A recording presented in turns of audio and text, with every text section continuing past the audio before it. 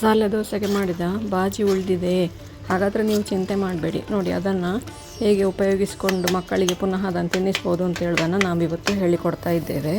ಬನ್ನಿ ಸ್ನೇಹಿತರೆ, ನೋಡುವ. ಈಗ ಸಾಯಂಕಾಲ ಮಕ್ಕಳ ಸ್ನ್ಯಾಕ್ಸಿಗೆ ಅಥವಾ ಸಾಯಂಕಾಲ ತಿಂಡಿ ಜೊತೆಗೆ ಮಕ್ಕಳಿಗೆ ಕೊಡುವಂತಹ ಒಂದು ಜಟ್ಪಟಾಗಿ ತಯಾರಿಸುವಂತಹ 5 ನಿಮಿಷದಲ್ಲಿ ತಯಾರಿಸುವಂತಹ ಒಂದು ಸ್ಯಾಂಡ್ವಿಚನ್ನು ಇವತ್ತು ಹೇಳಿಕೊಡ್ತಾ ಇದ್ದೇವೆ. ಇದಕ್ಕೆ ತುಂಬ ಸಾಮಗ್ರಿಗಳು ಕೂಡ ಬೇಡ. ನಿಮ್ಮ ಹತ್ರ ಯಾವ ತರಕಾರಿ ಇದೆ ಅದನ್ನು ಉಪಯೋಗಿಸ್ಕೊಂಡು ಕೂಡ ಮಾಡಿಕೊಳ್ಬೋದು. ವಡಾ ಪಾವ್ ಸ್ಯಾಂಡ್ವಿಚ್ ಅಂತೇಳಿ ಮಾಡ್ತಾ ಇದ್ದೇವೆ ನಾವಿವತ್ತು. ಮಕ್ಕಳಿಗೆ ಏನಾದರೂ ಸ್ಪೆಷಲ್ ಆಗಿ ಮಾಡಿಕೊಟ್ರೆ ಮಾತ್ರ ನಿಮಗೆ ಅವರನ್ನು ತಿನ್ನಿಸ್ಲಿಕ್ಕೆ ಸುಲಭ ಆಗ್ತದೆ. ಇಲ್ಲದಿದ್ದರೆ ಮಕ್ಕಳು ತಿನ್ನಲಿಕ್ಕೆ ಕೇಳೋದಿಲ್ಲ. ಹಾಗಾಗಿ ಮಕ್ಕಳಿಗೆ ಇಷ್ಟವಾಗುವಂಥ ಈಗ ನಾವು ವಡಾ ಪಾವ್ ಮಾಡ್ತೇವೆ. ವಡಾ ಪಾವ್ ಮಾಡಲಿಕ್ಕೆ ಕಷ್ಟ ಸ್ವಲ್ಪ. ಅದಕ್ಕೆ ಸುಲಭವಾಗಿ ನಾನು ಇವತ್ತು ಹೇಗೆ ಮಾಡ್ಬೋದು ಅಂತೇಳಿ ತೋರಿಸ್ಕೊಡ್ತಾ ಇದ್ದೇನೆ. ಮೊದಲಿಗೆ ನೋಡಿ, ಒಂದು ಬ್ರೌನ್ ಬ್ರೆಡ್ ತಗೊಂಡಿದ್ದೇನೆ. ಇಲ್ಲ ನೀವು ಮಿಲ್ಲೆಟ್ ಬ್ರೆಡ್ ಅಥವಾ ಈಗ ಬೇರೆ ಬೇರೆ ಥರದ ಬ್ರೆಡ್ ಕೂಡ ಸಿಗ್ತದೆ. ಮಾಮೂಲು ಆರ್ಡಿನರಿ ಬ್ರೆಡ್ಡಲ್ಲಿ ಕೂಡ ಮಾಡಿಕೊಳ್ಬೋದು. ನಾನಿಲ್ಲಿ ಬ್ರೌನ್ ಬ್ರೆಡ್ ತಗೊಂಡಿದ್ದೇನೆ, ನರನ್ಸ್ನವ್ರದ್ದು. ಅದರಿಂದ ನೋಡಿ 2 ಸ್ಲೈಸ್ ತಗೊಂಡಿದ್ದೇನೆ. ಈಗ ಅದಕ್ಕೆ ಮೊದಲಿಗೆ ನಾವು ಮಸಾಲೆ ದೋಸೆ ಮಾಡಿದ ಏನು ಬಾಜಿ ಉಳಿದಿರ್ತದೆ ಅದನ್ನು ಹಾಕ್ಕೊಳ್ತಾ ಇದ್ದೇನೆ ತೆಳ್ಳಗೆ. ಇದು ಮೊದಲೇ ಮಾಡಿದಂತಹ ಬಾಜಿ, ಉಳಿದಂತಹ ಬಾಜಿ.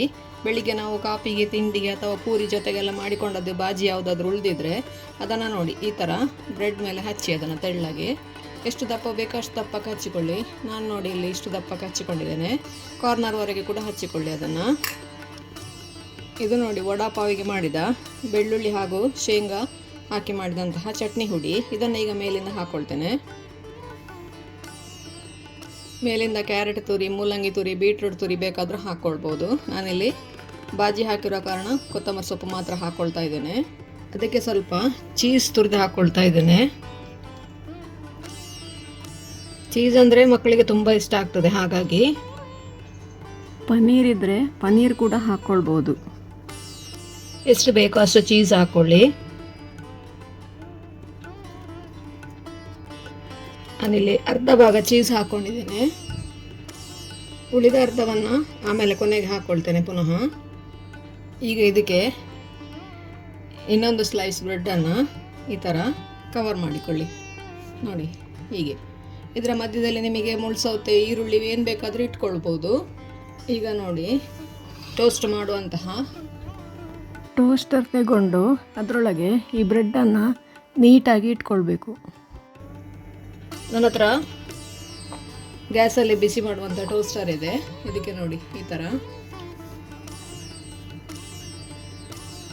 ಫುಲ್ಲು ಕ್ಲೋಸ್ ಆಗಿ ಲಾಕ್ ಮಾಡಿ. ಈಗ ಇದಕ್ಕೆ ನಾನು ಬೆಣ್ಣೆ ಏನು ಹಾಕಲಿಲ್ಲ. ಒಂದು ಸ್ವಲ್ಪ ಬಿಸಿ ಆದ ನಂತರ ಅದಕ್ಕೆ ಬೆಣ್ಣೆ ಹಾಕ್ಕೊಳ್ಳುವ. ಆವಾಗ ಬೆಣ್ಣೆ ಚೆನ್ನಾಗಿ ಕರಗಿಕೊಳ್ತದೆ. ಹಾಗಾಗಿ 2 ಕಡೆ ಕೂಡ ಬಿಸಿ ಮಾಡಿಕೊಳ್ಳುವ. ಸಣ್ಣ ಉರಿಯಲ್ಲೇ ಮಾಡಿ ಅದನ್ನು, ಒಳಗೆವರೆಗೆ ಚೆನ್ನಾಗಿ ಫ್ರೈ ಆಗ್ತದೆ ಆವಾಗ.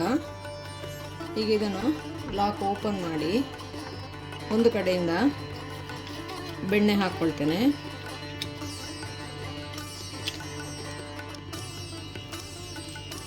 ಇದು ನೋಡಿ, ಸ್ವಲ್ಪ ಬಿಸಿ ಆದರೆ ಚೆನ್ನಾಗಿ ಬೆಣ್ಣೆ ಸ್ಪ್ರೆಡ್ ಆಗ್ತದೆ ಇದರಲ್ಲಿ. ಇದನ್ನು ಹೀಗೆ ಇಟ್ಟು ಪುನಃ ಲಾಕ್ ಮಾಡ್ತೇನೆ.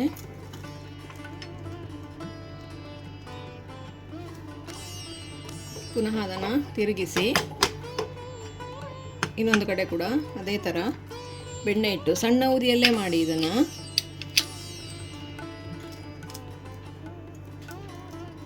ನೋಡಿ, ಅದು ಬಿಸಿಯಾಗಿರೋದ್ರಿಂದ ಬೆಣ್ಣೆ ಚೆನ್ನಾಗಿ ಕರಗ್ತದೆ ಅದರಲ್ಲಿ.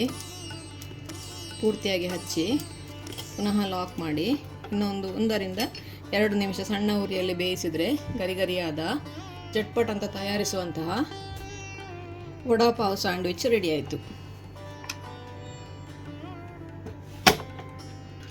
ಆವಾಗ ಮಧ್ಯೆ ಮಧ್ಯೆ ಅದನ್ನು ಒಮ್ಮೊಮ್ಮೆ ಚೆಕ್ ಮಾಡ್ತಾ ಇರಿ, ನಿಮಗೆ ಎಷ್ಟು ಗರಿ ಬೇಕು ಅಂತ ಹೇಳಿಕೊಂಡು. ಇಲ್ಲದಿದ್ದರೆ ಸೀದೋದಿತ್ತದು. ನೋಡಿ, ಇದೀಗ ರೆಡಿ ಆಯಿತು. ಇದನ್ನು ಈಗ ಪ್ಲೇಟಿಗೆ ಹಾಕ್ಕೊಂಡು ಕಟ್ ಮಾಡಿಕೊಳ್ಳುವ. ನೋಡಿ, ರುಚಿಯಾದ ವಡಾ ಪಾವ್ ಸ್ಯಾಂಡ್ವಿಚ್ ರೆಡಿ ಆಯಿತು. ಮೇಲಿಂದ ಪುನಃ ಬೇಕಾದರೆ ಕೆಂಪು ಚಟ್ನಿ ಉದುರಿಸ್ಕೊಳ್ಬೋದು. ಹಾಗೆಯೇ ಉಳಿದಿರುವ ಚೀಸನ್ನು ಕೂಡ ಮೇಲಿಂದ ಡೆಕೋರೇಷನ್ಗೆ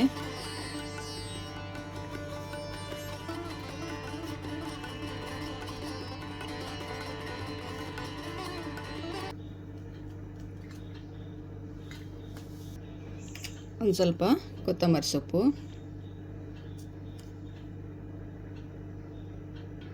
ನಮ್ಮ ರುಚಿಯಾದ ವಡಾ ಪಾವ್ ಸ್ಯಾಂಡ್ವಿಚ್ಚು ರೆಡಿ ಆಯಿತು.